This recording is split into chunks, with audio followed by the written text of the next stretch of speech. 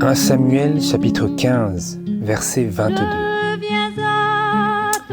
Alors Samuel dit, « L'Éternel prend-il plaisir aux holocaustes et aux sacrifices, comme à ce qu'on obéisse à la voix de l'Éternel.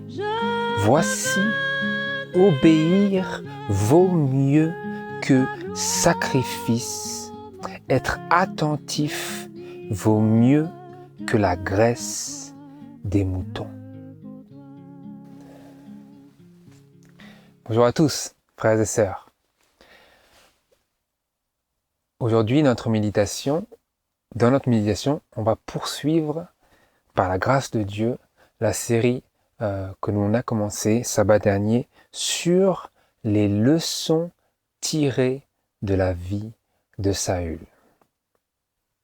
Donc la semaine dernière, on a exploré, vous vous souviendrez, la leçon de l'humilité que nous tirons de la vie et des expériences de Saül telles que nous les trouvons dans la parole de Dieu. Samuel disait à Saül, « N'est-il pas vrai que lorsque tu étais petit à tes yeux, tu devins chef des tribus d'Israël et que l'Éternel t'a oint pour être roi sur Israël ?» Nous avons vu que lorsque Saül était petit à ses propres yeux, était humble et s'humiliait sous la main puissante de Dieu, il fut oint roi sur Israël. Mais que lorsqu'il perdut cette humilité et qu'il prit la grosse tête, il s'enorgueilla de tous ses exploits qu'il avait accomplis, quoiqu'ils fussent accomplis avec l'aide présente de Dieu, quand il oublia ces choses-là, alors il tomba. Comme nous avons vu, l'orgueil précède la ruine. Et aujourd'hui, dans ce nouvel épisode, ce que l'on veut encore une fois, c'est tirer les leçons de la vie de Saül, notamment dans la présomption de Saül à Gilgal. Vous y allez pour cela dans 1 Samuel chapitre 13. Dans 1 Samuel chapitre 13, à partir du verset 8, donc ici, Saül s'est retrouvé confronté à une armée immense de Philistins. Il avait entrepris plusieurs batailles et combats contre les nations aux alentours. Il avait obtenu des victoires et le mot s'était passé qu'il avait l'ascendant ainsi sur les contrées autour de lui. Et donc les Philistins se sont rassemblés pour faire la guerre à Israël. Et maintenant qu'il se trouvait ainsi confronté à une nouvelle armée, cette fois-ci beaucoup plus nombreuse que celle qu'il avait précédemment combattue, nous lisons au verset 4, « Ainsi, tout Israël a entendu dire, Saül a battu la garnison des Philistins, et même Israël est en mauvaise odeur parmi les Philistins. Et le peuple fut convoqué auprès de Saül à Gilgal. Cependant, les Philistins s'assemblèrent pour combattre contre Israël avec 30 000 chars et 6 000 cavaliers et un peuple nombreux comme le sable qui est sur le bord de la mer. Ils montèrent donc et campèrent à Michmash, à l'orient de Beth-Aven. Or, les Israélites virent qu'ils étaient dans une grande extrémité. Car le peuple était consterné, et le peuple se cacha dans les cavernes, dans les buissons, dans les rochers, dans les lieux forts et dans les citernes. Et les Hébreux passèrent le Jourdain pour aller au pays de Gad et de Galad. Cependant, Saül était encore à Gilgal, et tout le peuple le suivait en tremblant. Donc ça, c'est le contexte. Le contexte qui va maintenant nous permettre d'être propulsés dans les leçons que nous pouvons tirer du vécu et des fautes de Saül, du roi Saül. Verset 8. Et il attendit 7 jours selon le terme marqué par Samuel. Mais Samuel ne venait point à Gilgal, et le peuple s'éloignait d'auprès de Saül. Donc ici, vous faites un retour sur image vis-à-vis de ce que nous venons de lire. Il était en train d'attendre 7 jours. Pourquoi? Parce que quand il fut premièrement oint par Samuel, nous lisons au chapitre 10, verset 8, que Samuel lui avait fourni des prédictions très précises vis-à-vis des événements futurs dont sa vie serait remplie. Et notamment ici dans 1 Samuel chapitre 10, verset 8, il lui avait dit « Puis, quand ces signes te seront arrivés, puis tu descendras devant moi à Gilgal, et voici je descendrai vers toi pour offrir des holocaustes et des sacrifices de prospérité. Tu attendras 7 jours jusqu'à ce que j'arrive auprès de toi, et je te déclarerai ce que tu devras faire. » Et ici vous voyez, maintenant que nous revenons dans notre texte, que Saül a bien pris en compte ce message que lui avait adressé Samuel. Donc il n'y avait pas une faute de mémoire de sa part, il se souvenait précisément de cette prédiction lorsqu'il allait se retrouver confronté à une épreuve sans précédente et qu'il devrait faire preuve de patience et de foi. Tu m'attendras 7 jours. Et donc il attendit 7 jours, selon le terme marqué par Samuel, à Samuel 13, verset 8. Et le peuple, mais Samuel ne venait point à Gilgal, et le peuple s'éloignait d'auprès de Saül. Alors Saül dit, après avoir attendu 7 jours, « Amenez-moi l'holocauste et les sacrifices de prospérité. » Et il offrit l'holocauste. Or, dès qu'il eut achevé d'offrir l'holocauste, voici Samuel arriva. Et Saül sortit au-devant de lui pour le saluer.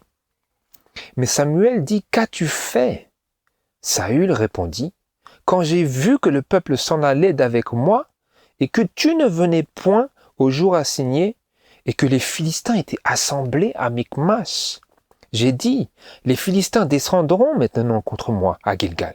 Et je n'ai point supplié l'Éternel, et après m'être ainsi retenu, j'ai offert l'holocauste. » Alors Samuel dit à Saül, « Tu as agi follement. Tu n'as point gardé le commandement que l'Éternel ton Dieu t'avait donné. Car l'Éternel eut maintenant affermi ton règne sur Israël à toujours. Mais maintenant, ton règne ne sera point stable. L'Éternel s'est cherché un homme selon son cœur. Et l'Éternel l'a destiné à être le conducteur de son peuple, parce que tu n'as point gardé ce que l'Éternel t'avait commandé. » Nous voyons ici un événement tragique dans lequel Saül a révélé qui il était et à travers lequel nous tirons des leçons des échecs et des fautes du roi Saül. Et pour cela, je vais attirer notre attention vers les paroles de l'inspiration qui éclaire la situation tragique que nous venons de lire dans la parole de Dieu. Je le lis dans le livre Patriarches et Prophètes à la page 606 au paragraphe 3 et 4. Quand Saül fut oint roi sur Israël, il reçut de Samuel des directives explicites concernant la voie à suivre dans ces circonstances-là auxquelles il était maintenant confronté face à l'armée des Philistins. 2 points. Tu descendras devant moi à Gilgal, et voici je descendrai vers toi pour offrir des holocaustes et des sacrifices de prospérité. Tu attendras 7 jours jusqu'à ce que j'arrive auprès de toi, et je te déclarerai ce que tu devras faire, disait le prophète de Dieu. Saül attendit plusieurs jours sans faire de grands efforts pour encourager le peuple à mettre sa confiance en Dieu.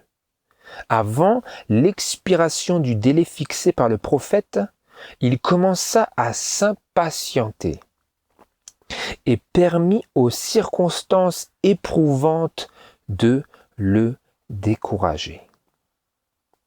Au lieu de chercher fidèlement à préparer le peuple pour le sacrifice que Samuel allait présider, il se livra à l'incrédulité et à l'appréhension. La tâche qui consistait à rechercher Dieu par le sacrifice était des plus solennelles et des plus importantes. Et Dieu exigeait que son peuple examine son cœur et se repente de ses péchés, afin que l'offrande présentée lui soit acceptable et que sa bénédiction puisse accompagner leurs efforts pour conquérir l'ennemi. Mais Saül était devenu agité et le peuple, au lieu de se fier à l'aide de Dieu, se tournait vers le roi qu'il avait choisi pour le mener et le diriger.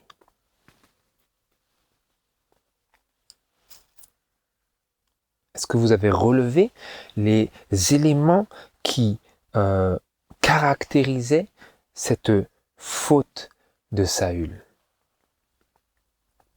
Il attendit plusieurs jours, mais sans faire de grands efforts pour encourager le peuple à mettre sa confiance en Dieu. Autrement dit, il attendit à la lettre, conformément à l'ordre que Samuel lui avait dit d'attendre, mais il ne joint pas cet ordre à tous les autres ordres qui étaient contenus dans la parole de Dieu et qui l'encourageaient, qui l'exhortaient à faire preuve de foi, à faire preuve d'amour envers Dieu, à aimer Dieu de tout son cœur. Non, il s'accrochait simplement à la lettre de la loi.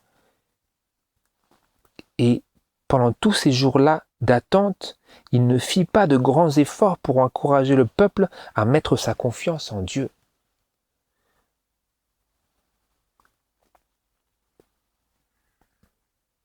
Au lieu de chercher fidèlement à préparer le peuple pour le sacrifice que Samuel allait présider, il se livra à l'incrédulité et à l'appréhension.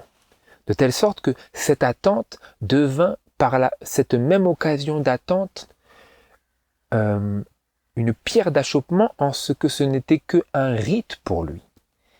Et il n'y avait pas joint l'amour du service désintéressé et dévoué à Dieu.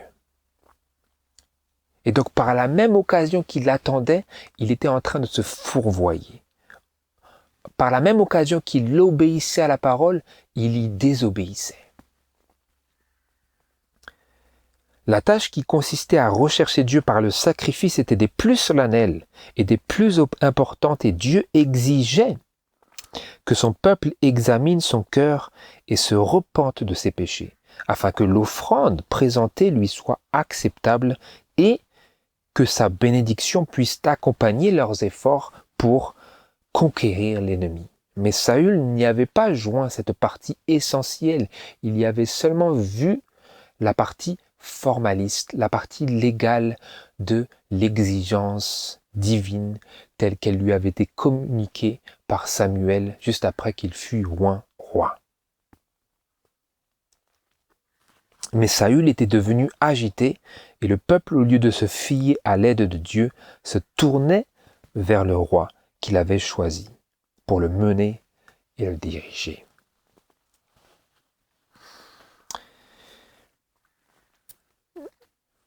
Je continue, page 607. Dans une impatience grandissante, Saül attendait l'arrivée de Samuel et attribuait la confusion, la détresse et la désertion de ses troupes à l'absence du prophète.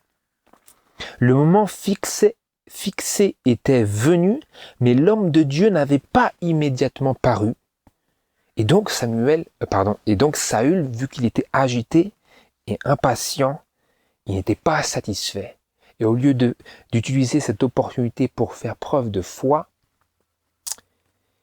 il laissa la place à l'incrédulité, à l'appréhension et au murmure, en attribuant à l'absence du prophète toutes ces choses qui n'étaient en fait que le résultat de son manque de foi, de son manque d'amour pour Dieu, de son manque de consécration dans cette attente pour le sacrifice, l'Holocauste. Le moment fixé était venu, mais l'homme de Dieu n'avait pas immédiatement paru. Dieu avait permis, je le lis d'ailleurs, la providence de Dieu avait retardé son serviteur. Pourquoi? Pour donner à Saül une opportunité de faire preuve de patience et de foi. Mais l'esprit agité et impulsif de Saül n'acceptait plus d'être retenu. Sentant qu'il fallait faire quelque chose pour calmer les craintes du peuple, il décida de convoquer une assemblée pour un service religieux et d'implorer l'aide divine par un sacrifice. Dieu avait ordonné que seules les personnes consacrées à cette fonction puissent présenter des sacrifices devant lui, mais Saül donna l'ordre « Amenez-moi l'Holocauste ». Et, armé de pied en cap, il s'approcha de l'autel et y offrit le sacrifice devant Dieu.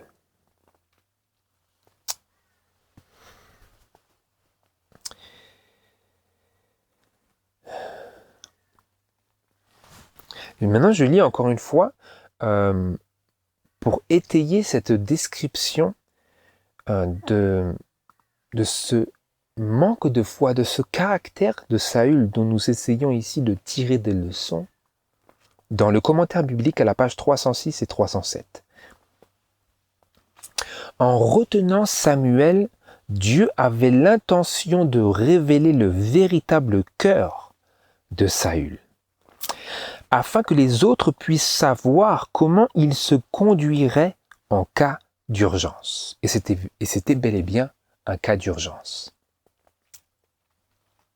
Il s'agissait d'une situation éprouvante, mais Saül n'obéit pas aux ordres. Il était éprouvé par ces circonstances déréglées, comme on pourrait dire, mais dans cette épreuve, il n'obéit pas aux ordres malgré cette excuse semblante de se détourner de l'ordre. Parce qu'il lui semblait que l'ordre était annulé parce que la promesse du prophète n'avait pas été accomplie juste au moment précis auquel il s'attendait qu'elle s'accomplisse.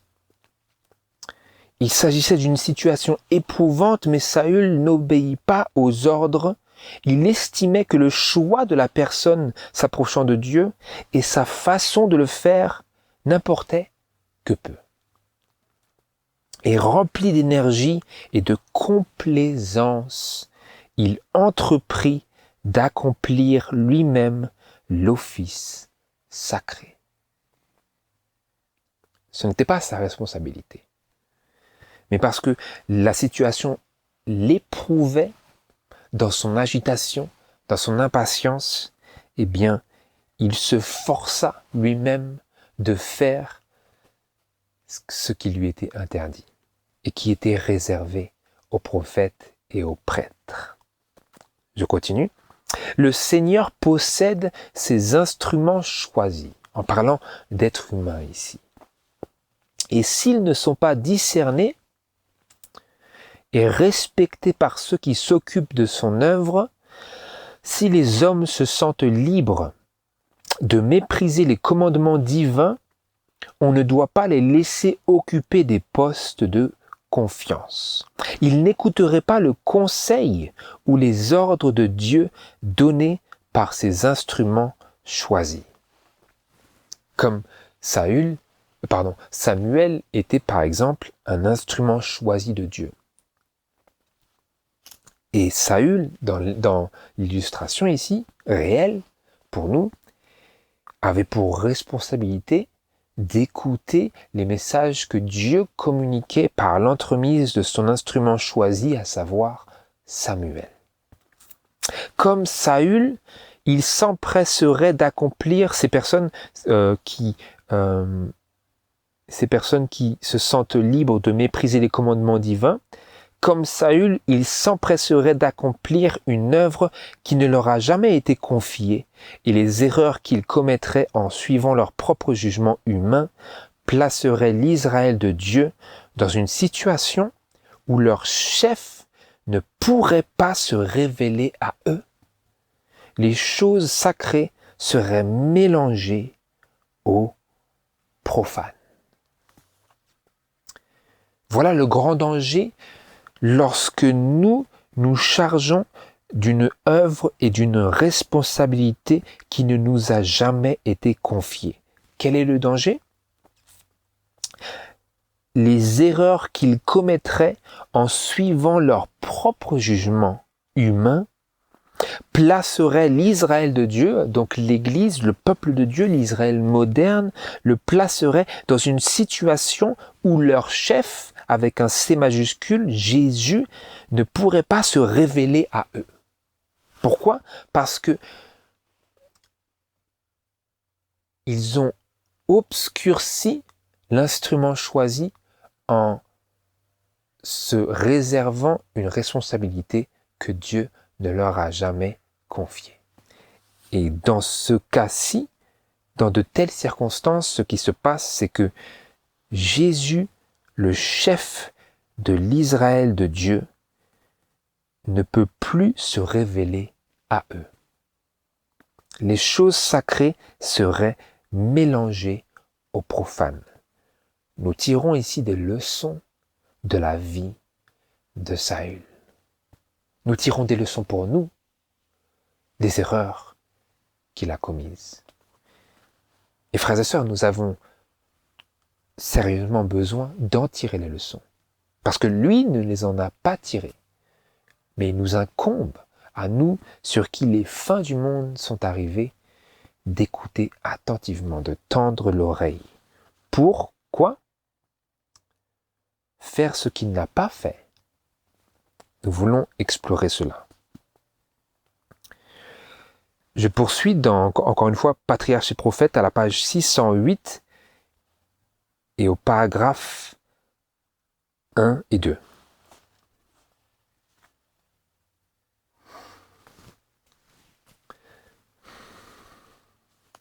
Si Saül avait en ce temps d'épreuve manifesté du respect pour les exigences divines, Dieu aurait pu accomplir sa volonté à travers lui, mais son échec prouva qu'il n'était pas apte à devenir le représentant de Dieu auprès de son peuple. Pourquoi? Il induirait Israël en erreur. Sa volonté, plutôt que la volonté de Dieu, serait la puissance dominante. Si Saül avait été fidèle, son royaume aurait été établi pour toujours. Mais puisqu'il avait échoué, le dessein de Dieu devrait être accompli par un autre. Le gouvernement d'Israël devrait être confié à un homme qui dirigerait le peuple selon la volonté du ciel. Quelle est la condition? Si Saül, en ce temps d'épreuve, avait manifesté du respect pour les exigences divines. Comment? En obéissant strictement à ce que Dieu avait dit par l'entremise du prophète Samuel. S'il avait fait cela, Dieu aurait pu accomplir sa volonté à travers lui. Mais en échouant, en manquant de faire cela, en ne faisant pas cela, en désobéissant, il prouva qu'il n'était pas apte à devenir le représentant de Dieu auprès de son peuple. Donc, nous ne l'avons pas encore vu, mais en choisissant un roi, Israël s'était détourné de Dieu, mais à travers Samuel, il avait dit à son peuple, vous avez fait ce péché, vous avez commis ce péché de demander un roi, de vouloir un roi, d'exiger d'avoir un roi comme toutes les autres nations, mais maintenant que vous avez péché comme cela, si toutefois vous obéissez à l'Éternel en étant attentif à sa voix, alors Dieu pourra vous bénir malgré cela. Et donc c'était le but de Dieu à travers le roi maintenant, qu'il aurait choisi de se choisir un représentant auprès de son peuple. À travers le roi maintenant, il voulait avant les guider par les juges, par les prophètes, comme c'était le cas avant, mais maintenant le roi devait être un représentant de Dieu auprès du peuple. Et donc, Dieu aurait pu accomplir cette volonté à travers Saül, mais son l'échec de Saül prouva qu'il n'était pas apte à devenir le représentant de Dieu auprès du peuple. Il induirait Israël en erreur. Le peuple de Dieu. Sa volonté, plutôt que la volonté de Dieu, serait la puissance dominante. Sa volonté. Plutôt que la volonté de Dieu serait la puissance dominante.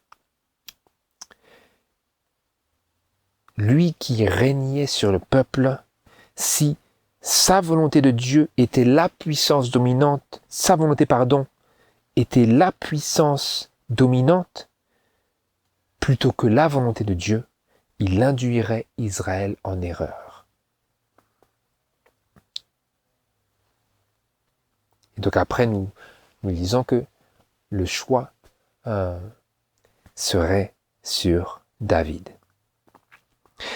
Nous ne connaissons pas toujours toute la portée d'une épreuve. Il n'y a de sécurité pour nous que dans la stricte obéissance à la parole de Dieu. Toutes ces promesses comportent une double condition, la foi et l'obéissance. Dès le moment où l'on renonce à obéir à ses ordres, la source des promesses de l'Écriture est tarie pour nous. Nous ne devrions pas suivre nos impressions ni nous fier au jugement des hommes. Quelles que soient les circonstances, nous devrions nous attacher à la volonté révélée de Dieu et marcher selon son commandement précis. Dieu se chargera des conséquences. En demeurant fidèle à sa parole, à l'heure de l'épreuve, nous prouvons aux hommes et aux anges que dans les conjectures difficiles, Dieu peut avoir confiance en nous pour exécuter sa volonté, honorer son nom et encourager son peuple. Donc qu'apprenons-nous ici, quelles leçons tirons-nous ici de cette chute de Saül, ou plutôt du début de la chute de Saül dans cette présomption à Gilgal? Eh bien, d'une part, c'est que face aux situations qui nous éprouvent, au lieu de lâcher prise et de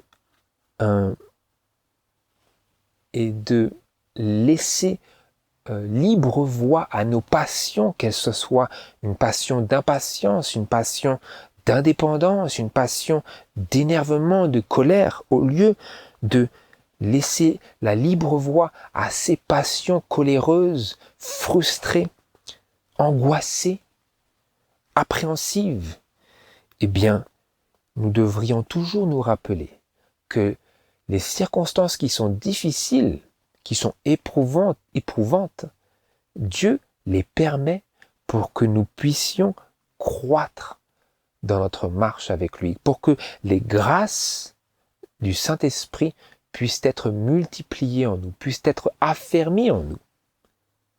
Alors que si nous laissons, nous livrons à nos passions dans la difficulté, dans la tentation, eh bien là, nous perdons cette opportunité. Cette opportunité devient un échec. Ce qui était une opportunité pour une victoire devient un échec. Et ici, je lis encore une toute petite phrase vis-à-vis de quelque chose qui nous donne une définition bien centrée, bien succincte de ce caractère de Saül qu'il avait manifesté et qu'il a ensuite développé. Saül s'était aliéné de la faveur de Dieu, mais il refusait d'humilier son cœur et de se repentir.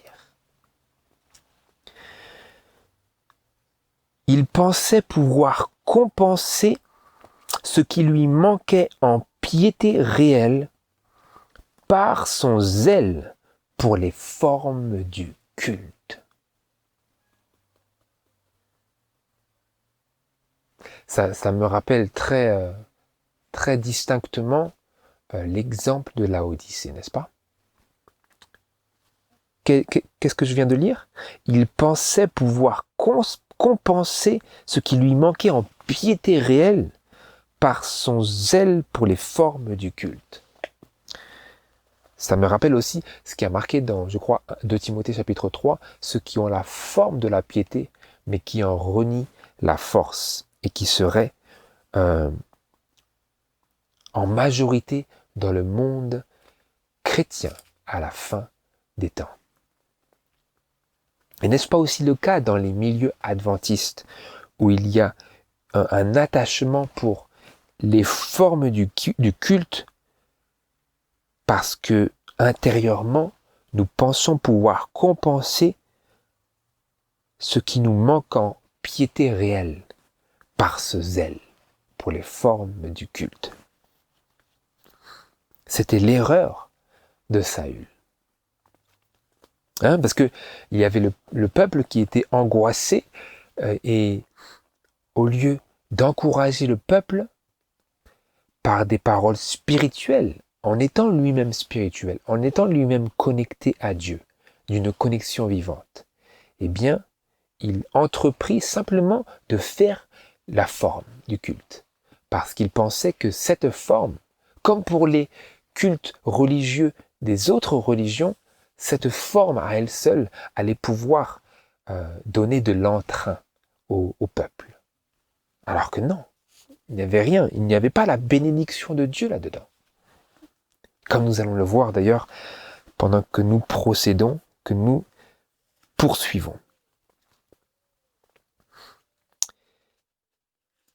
Et que lui dit, en rapport direct avec cela, qu'est-ce que Samuel lui a dit plus tard vis-à-vis de cette attitude qu'il avait déjà commencé à manifester à Gilgal?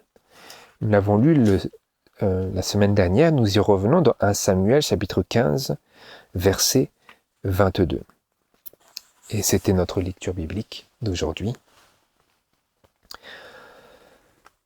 Plus tard, lorsque Dieu avait ordonné, encore une fois, un ordre, par lequel Dieu donnait cette opportunité à Saül d'obéir strictement au commandement de l'Éternel.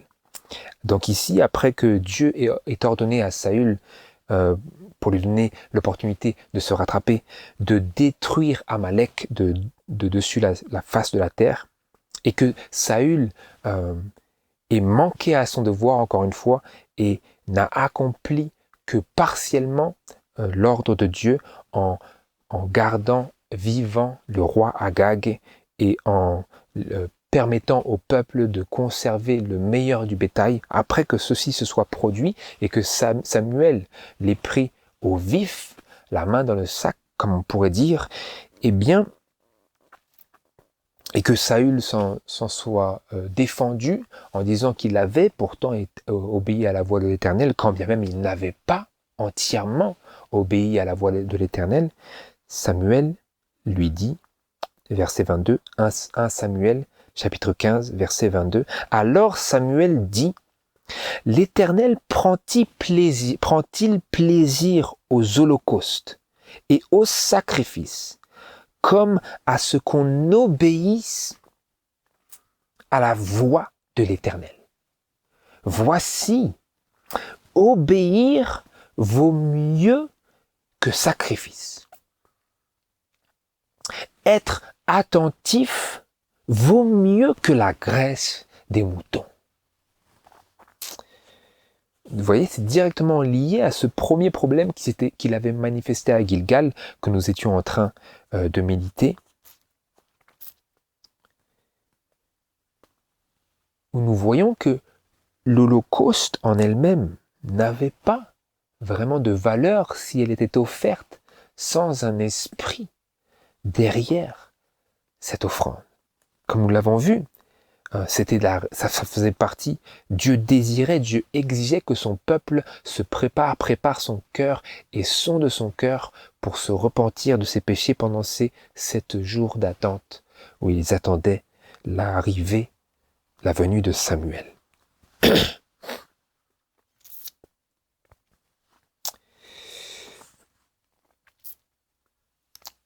Je lis en lien avec cela dans Jérémie chapitre 7,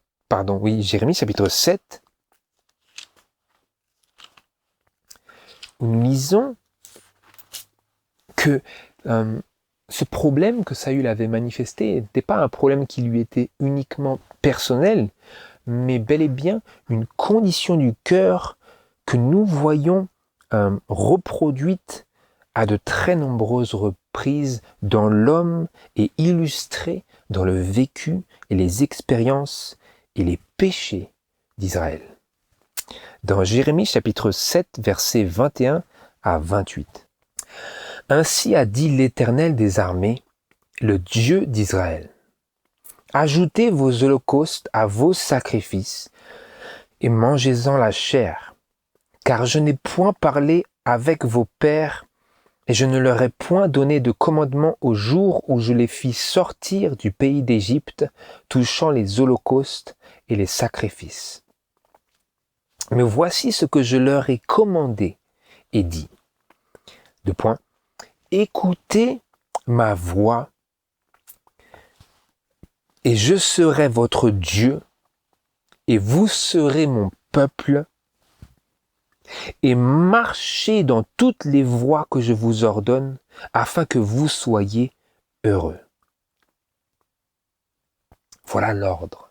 Voilà la direction que Dieu nous donne. Mais quelle a été leur réaction? De la même manière que Saül avait eu une réaction contraire. Je lis. « Mais ils n'ont point écouté. Ils n'ont point prêté l'oreille, mais ils ont suivi les conseils, l'obstination de leur mauvais cœur, et ils se sont tournés en arrière au lieu de venir à moi. » Depuis le jour où vos pères sortirent du pays d'Égypte jusqu'à ce jour, je vous ai envoyé mes serviteurs les prophètes. Je vous les ai envoyés chaque jour dès le matin. Mais ils ne m'ont point écouté. Ils n'ont point prêté l'oreille. Ils ont roidi leur cou. Ils ont fait pire que leur père. Et tu leur prononceras toutes ces paroles, mais ils ne t'écouteront pas. Tu crieras après eux, mais ils ne te répondront pas. Alors tu leur diras, c'est ici la nation qui n'a pas écouté la voix de l'Éternel son Dieu et qui n'a point reçu instruction. La fidélité a péri, elle est retranchée de leur bouche. Vous voyez ici le contraste entre l'appel et la réaction. De la même manière que il y eut un contraste net entre l'ordre de Dieu et les agissements de Saül, ce qu'il a fait.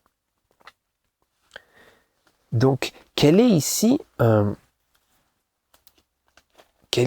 conseil de Dieu vis-à-vis de cette disposition à s'attacher à des formes? Parce que ici, Dieu disait, ajoutez vos holocaustes et vos sacrifices et mangez-les.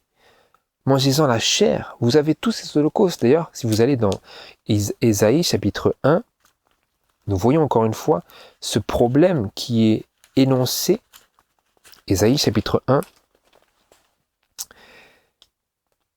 verset 11, où Dieu dit encore une fois aux chefs d'Israël, qu'il appelle les chefs de Sodome, le peuple de Gomorrhe, qu'ai-je à faire, dit l'Éternel, de la multitude de vos sacrifices? Je suis rassasié d'holocaustes, de béliers et de la graisse des veaux gras.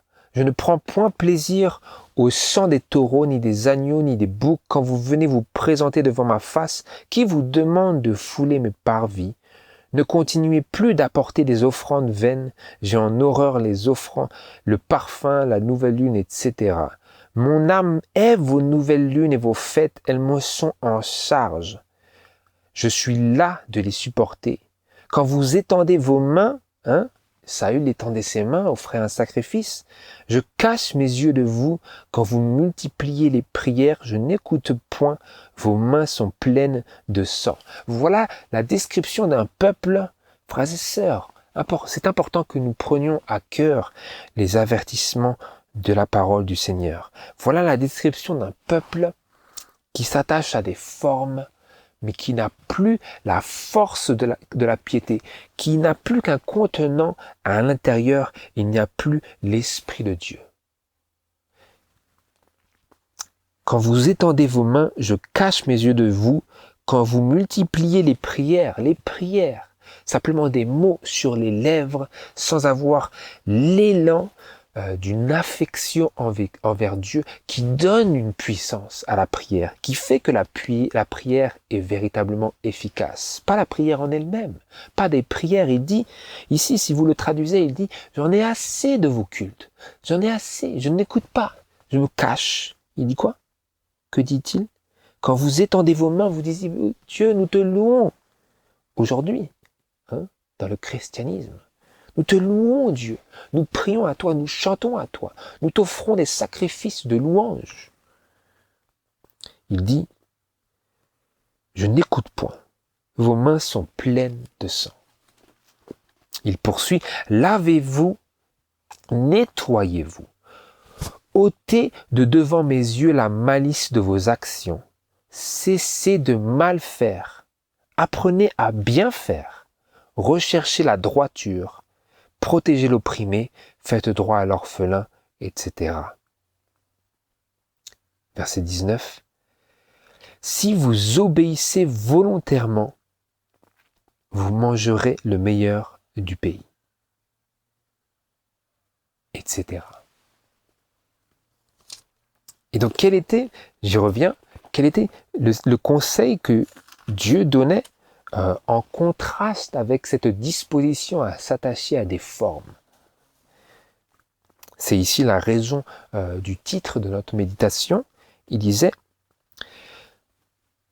l'Éternel prend-il plaisir aux holocaustes et aux sacrifices comme à ce qu'on obéisse à la voix de l'Éternel? Obéir à la voix de Dieu. Non, Dieu ne prend pas plaisir à ce qu'on obéisse, à ce qu'on offre des holocaustes et des sacrifices. Il prend plaisir à ce que l'on obéisse à sa voix. Voici, obéir vaut mieux que sacrifice. Être attentif vaut mieux que la graisse des moutons. Être attentif, c'est important. Obéir, c'est important.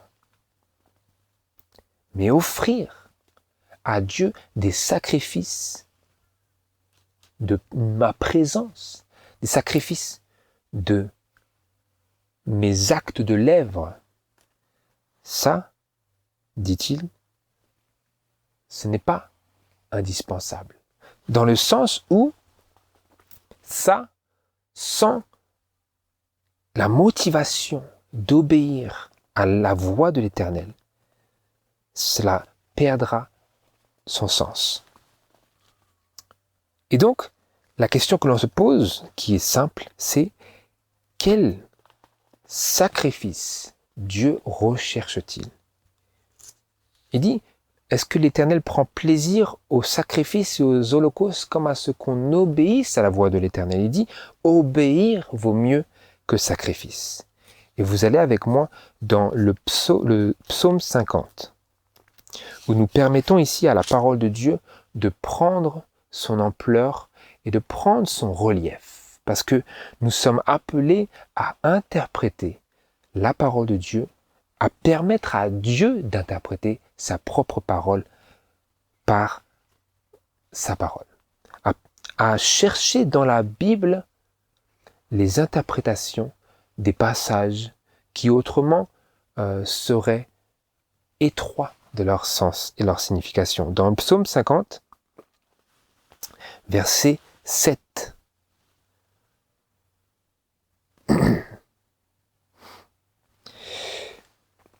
Écoute mon peuple, et je parlerai. Je témoignerai contre toi, ô Israël. Je suis Dieu, ton Dieu. Je ne te reprendrai pas sur tes sacrifices, ni sur tes holocaustes qui sont continuellement devant moi.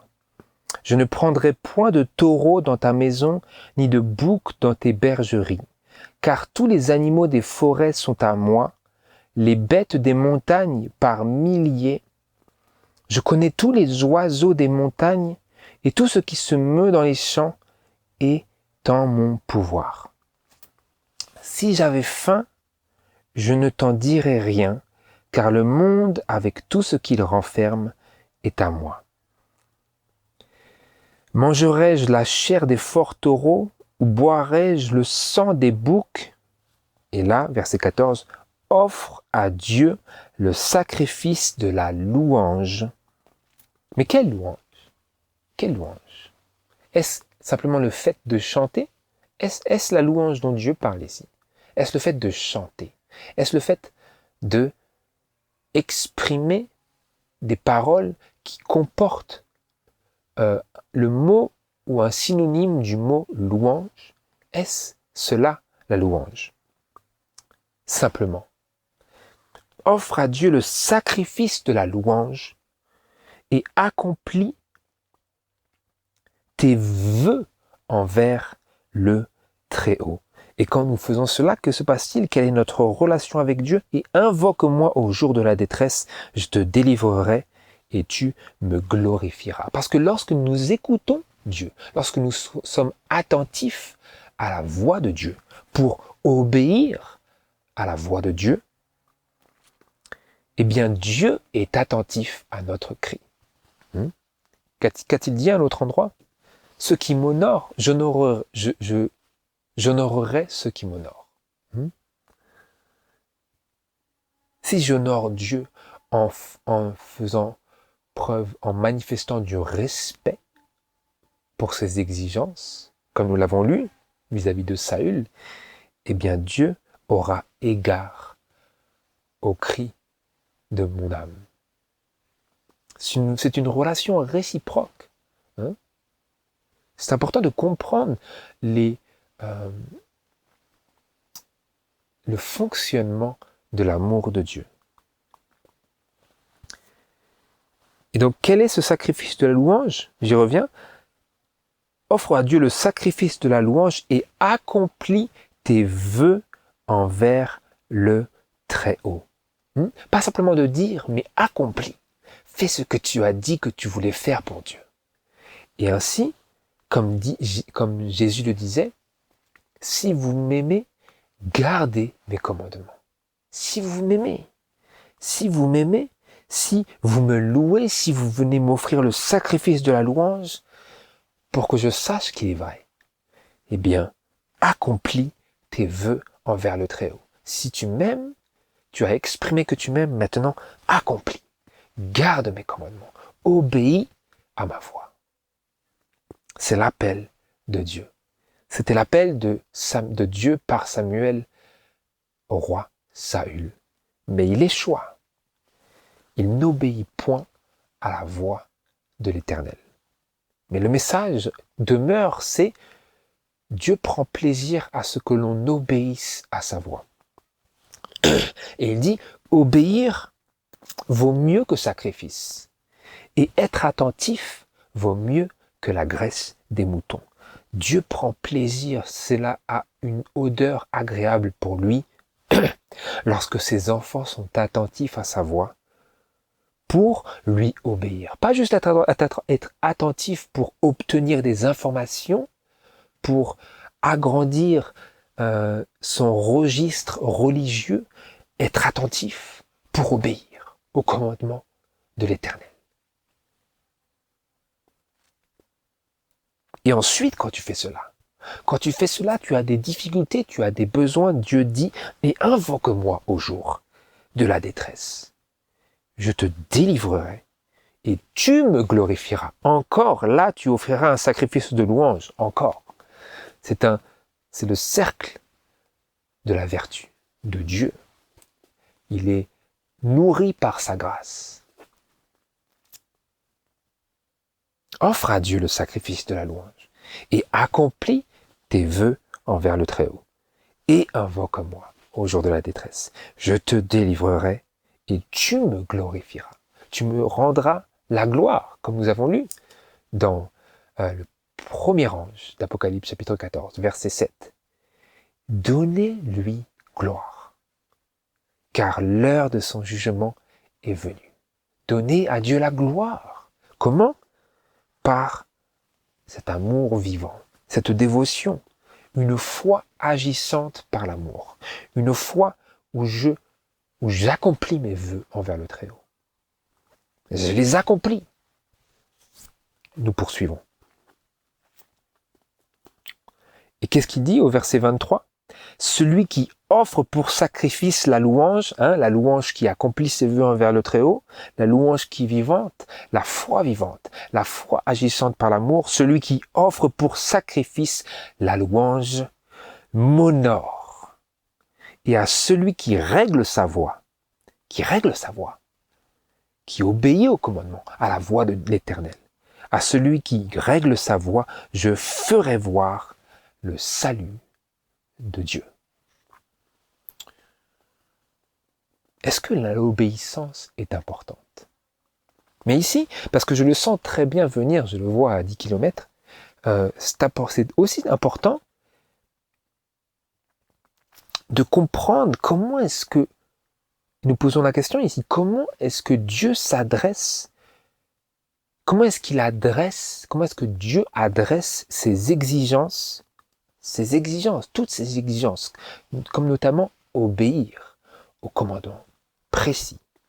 Comment Dieu adresse-t-il ses exigences au pécheur qui ressent la faiblesse de sa chair, au pécheur qui a commis le péché et qui a en son âme et conscience le fardeau de la mémoire des péchés qu'il a commis? Comment est-ce que Dieu adresse ses exigences à nous qui sommes pécheurs et qui avons fait l'expérience de notre incapacité à obéir à Dieu? Comment est-ce que Dieu maintenant va communiquer cette nécessité de l'obéissance au pécheur qui a ressenti en son fort intérieur son insuffisance vis-à-vis des exigences saintes et élevées de Dieu? Qu'est-ce qui motivera maintenant ce sacrifice de louange? Nous allons à la source maintenant, dans le psaume 51, au verset 3 à 7.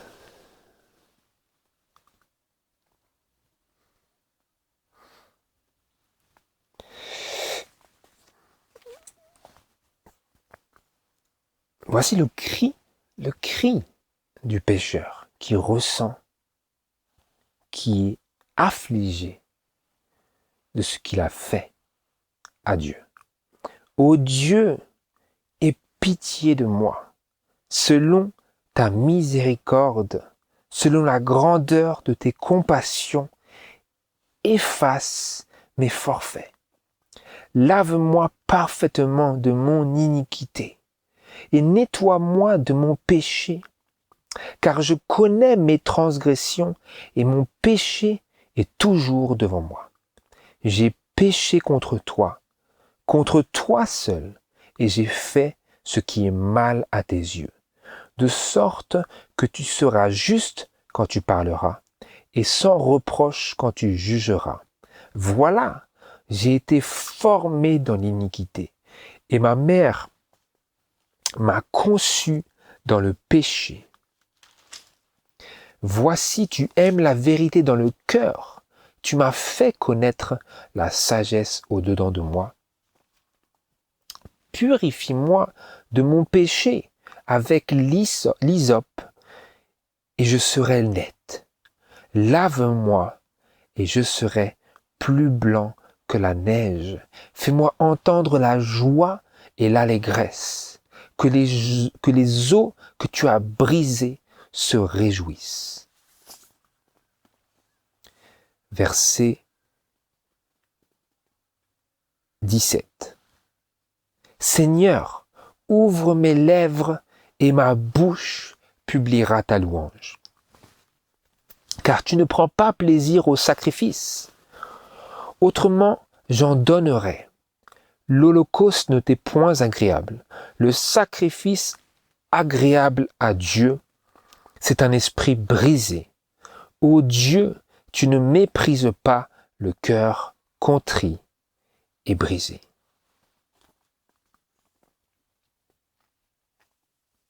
Quel est le sacrifice qu'il désire?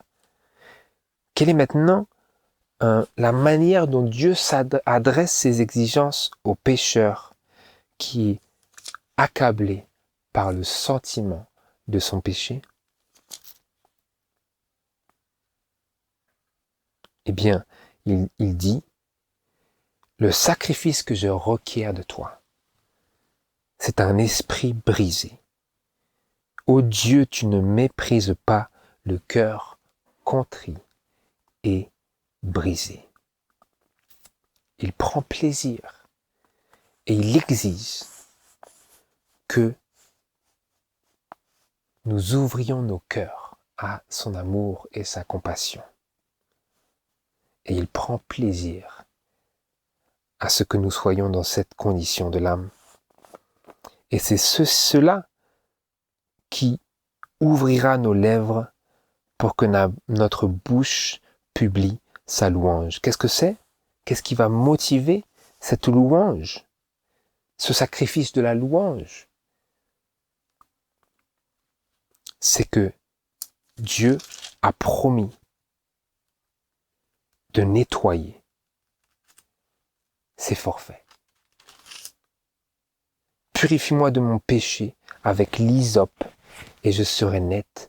Lave-moi et je serai plus blanc que la neige. Et comment répond-il lui-même à ces choses-là?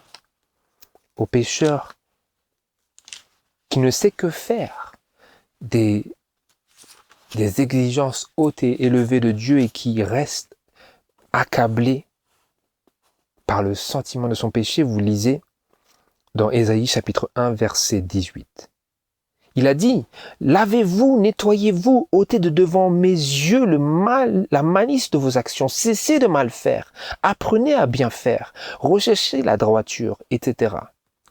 Et il dit, comment est-ce qu'il s'adresse maintenant à cette personne qui réagit et qui dit, oh, tout ça, oh, mais Seigneur, j'ai tout fait ça.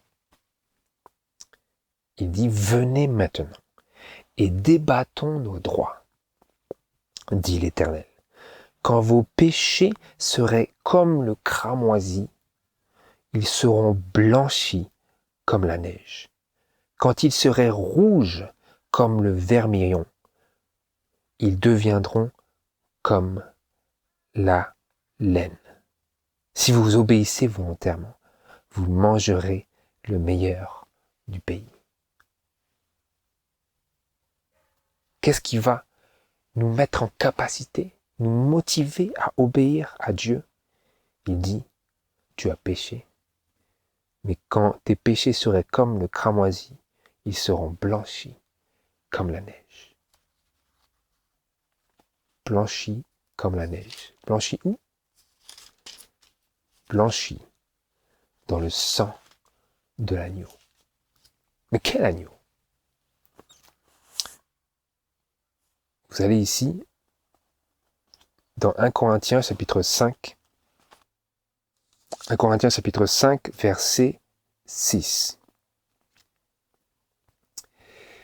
Verset 7. Nettoyez donc le vieux levain, afin que vous deveniez une nouvelle pâte, comme vous êtes sans levain, car Christ, notre Pâque, a été immolé pour nous.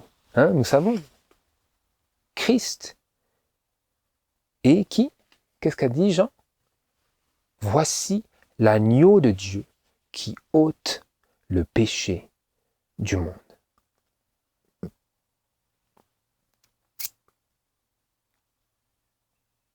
Et ici, je lis dans Hébreux chapitre 10,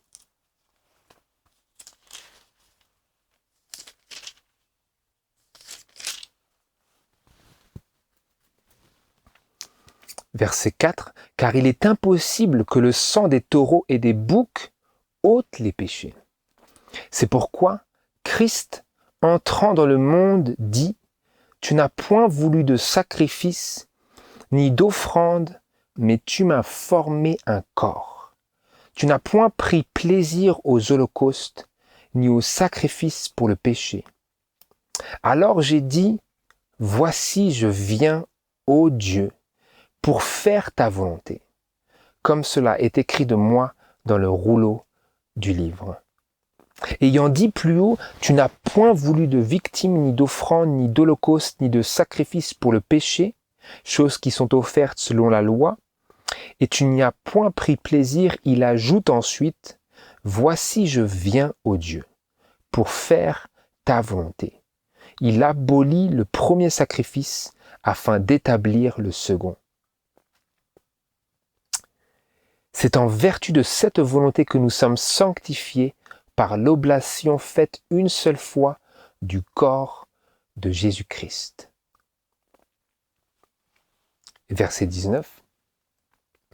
Ayant donc, frères, la liberté d'entrer dans le sanctuaire par le sang de Jésus, chemin nouveau et vivant qui nous a consacrés à travers le voile, c'est-à-dire à travers sa chair, et ayant un grand sacrificateur établi sur la maison de Dieu, approchons-nous avec un cœur sincère, dans une pleine certitude de foi, ayant les cœurs purifiés des souillures d'une mauvaise confiance et le corps lavé d'une eau pure.